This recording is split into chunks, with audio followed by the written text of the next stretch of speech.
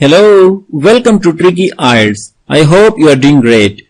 Those students who are unable to secure 7 band in IELTS speaking module should stay here because I'll share amazing tricks which will tackle all issues relevant to IELTS speaking module. In the end of this video, nothing can stop you from band 7 in IELTS speaking. Stay here and watch this video till the end.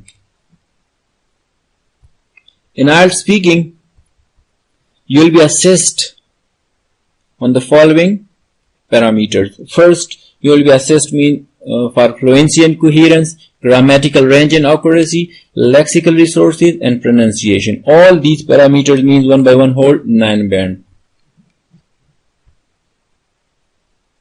In IELTS, part 1 means you must have to communicate in an informal way, like as you are communicating with your friends. Where in part 3 you must be formal, like you are communicating with your parents or elders. So now I'll just share speaking tip number first. Means in the real exam you have to keep talking.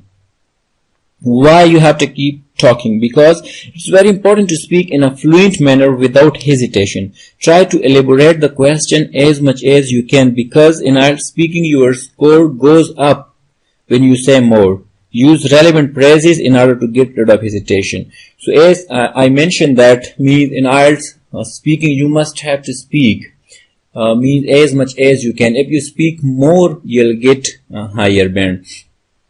Whenever you are facing a problem or you are feeling hesitation, you should use a phrase like well, to be honest, as a matter of fact, that's an interesting question. This is a current topic in my country. I suppose it's depend on individual opinion according to my good understanding.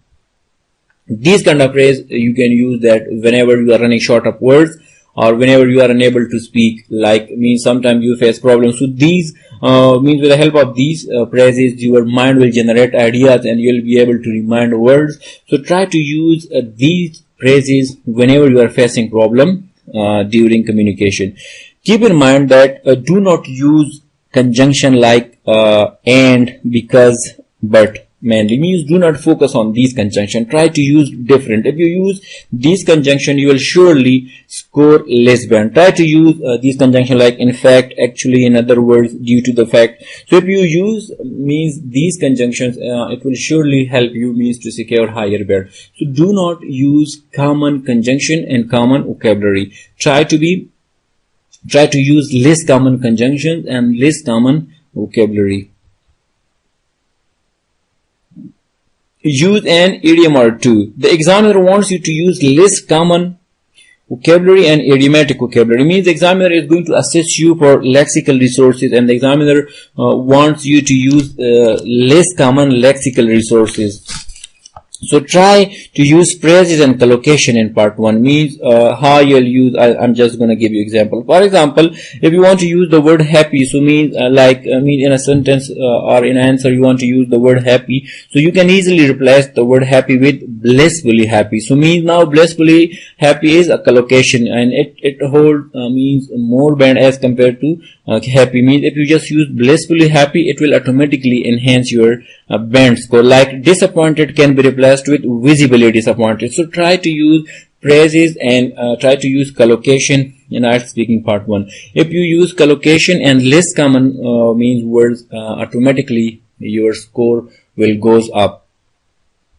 In part 2, try to write at least 5 words atop the paper and use them during speaking. Most students, they commit a mistake that whenever they are preparing notes in IELTS speaking part 2, so they do not write words atop that topic. And during communication, they just forget that because they are worried and they are running short of time, so they are unable means to use words. So I'll suggest you that whenever you are preparing notes for IELTS speaking part 2, try to write at least 5 words atop the paper. And whenever means you are communicating, so during communication you should observe those words and try to use those words in your means own sentences in order means to get higher band. So try to write at least 5 words atop the paper. In part 3 means chat in a formal way and use less common words and phrases. Keep in mind in IELTS speaking part 3 you have to communicate, like as I mentioned earlier that you are communicating with your parents or you are communicating with elders. So means you will not use like a slang. Means try to be formal, and in a formal way you should communicate, and you should convey your message, and you should convey your answer to the examiner. Do not, keep in mind, do not use the word good and try to use rewarding. What does it mean? It means that if you are just using the word good, which is adjective and means common adjective, so you should use a word which is not common, which is less common, so it will enhance your band score. So instead of good, you should use rewarding. Instead of interesting, you should means use the word fascinating. So these are adjectives, so means you don't have to use common adjective. Try to use less common adjective, so then you will be able to secure higher band, and then you will be able to impress the examiner. Speaking tip 3, paraphrase the question. The best way to impress the examiner in a rewarding way is to paraphrase the question immediately. Try to answer the question in the same modal or helping verb in order to avoid grammatical mistake. Mostly students, they are just committing grammatical mistake by just not paraphrasing the question, and just means answering the question in a different modal or helping verb. So I'll suggest you that whenever the examiner asks questions, so try to answer in the same modal or helping verb. By doing this, you will be able means to avoid grammatical mistakes, and you will be able to convince the examiner, as well as it will enhance your band score. For example, the examiner asks you a question like this, that would you like to visit famous places? Would you like to visit famous places? So now if you want to answer, so it means you can start your answer like this, that well, to be honest, I would like to. Now the examiner asked question while using a modal verb would. So I have to answer in the same modal verb would, like, well, to be honest, I would like to. Then you can explain whatever you want.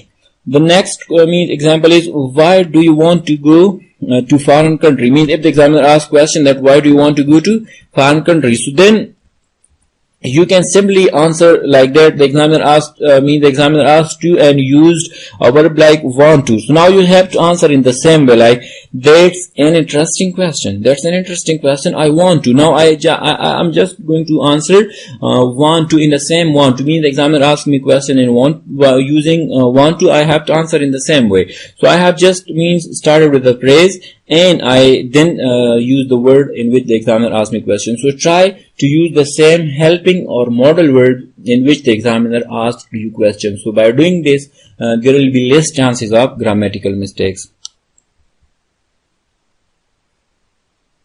Tip number 4, you have to use cohesive devices. Means it is more than essential to use various expression and phrases in the beginning of your answer. It will help you to generate ideas and remember words.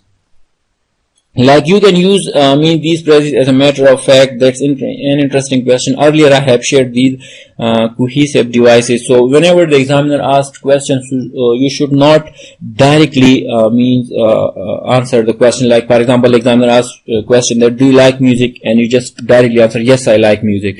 So that is not the way to answer the question. You have to start with a phrase. When you will start with a phrase, your mind will generate ideas, and you will be able to speak you can say for means fluently and for more as compared to when you are answering the direct way. Like as you are using the phrase, so when you will use the phrase, so your mind will generate ideas and you will be in rhythm, so you can easily explain your answer.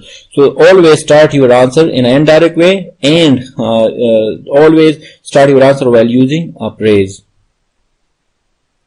But keep in mind the phrase must be relevant according to the answers or the question. So speaking tip 5 means mistakes. Do not speak slowly because of making mistake. If you speak slowly, your mistake will be more obvious, which will affect your score. Do not speak too slow as well as too loud. Mostly students, they commit a mistake that they are just too much worried, and they are just speaking in a slow manner, due to which their mistakes are visible. So if you are speaking with a slow pace, means if your speed your speed is slow, so means the examiner can easily identify your mistakes, and he or she can easily identify that the person is making mistakes here.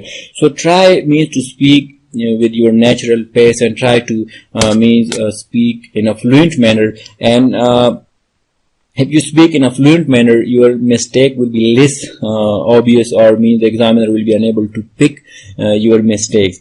Another point is here that you should not speak means too loud. Means mostly students they are speaking too loud, which looks awkward. So you should not speak too slow as well as too loud. Be natural and try to communicate in a way as you are communicating with your friends in part first, and part 3 try to communicate like as you are communicating with your friends, with your family members. And speaking tip number 6, which I'm going to share with you, you have to do what? You have to practice. So before the real exam, try to practice as much as you can. Mainly target tenses, means try to target tenses that mostly students they just use present instead of past. So in order to means get rid of these mistakes, you must have to practice.